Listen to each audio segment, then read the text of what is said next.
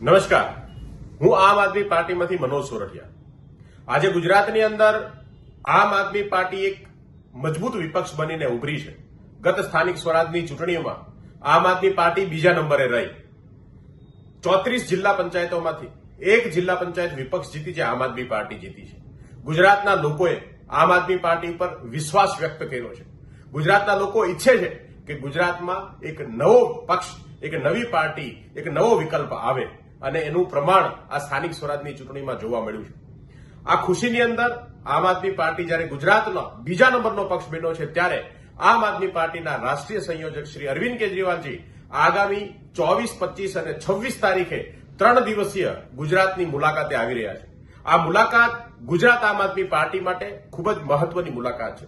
24મી તારીખે પાર્ટીના નવનિયુક્ત પદાધિકારીઓ સાથે એક મીટિંગ થવાની છે, જેમાં રાજનીતિક અને ગુજરાતના ભવિષ્યમાં આમ આદમી પાર્ટીની જે રણનીતિ છે એના બાબતે ચર્ચા થવાની છે। સાથે 25મી તારીખે નર્મદા જિલ્લા પંચાયત જ્યારે આમ આદમી પાર્ટી બનાવતી હોય ત્યારે નર્મદાના રાજપીપળાની અંદર એક ભવ્ય રોડ શો કરી અને જનતાનો આભાર વ્યક્ત કરવાનું કામ જે છે એ આમ આદમી પાર્ટીના રાષ્ટ્રીય સંયોજક શ્રીની ઉપસ્થિતિની અંદર આમ આદમી પાર્ટી કરવાની છે। અને 26મી તારીખે આમ આદમી પાર્ટીના તમામ જે લીડરશીપ છે એ લીડરશીપ સાથે ફરીથી મીટિંગ અને ચર્ચા વિચારણાનો કાર્યક્રમ રાખવામાં આવ્યો છે। ગુજરાતમાં આજે જે સ્થિતિ છે, ગુજરાતના લોકો પરેશાન છે। ડીઝલ પેટ્રોલની અછતને લીધે આજે તમામ જગ્યાએ મોંઘવારી વધી રહી છે। ગુજરાતની અંદર તમામ ધંધાઓ જે છે મંદા ચાલી રહ્યા છે।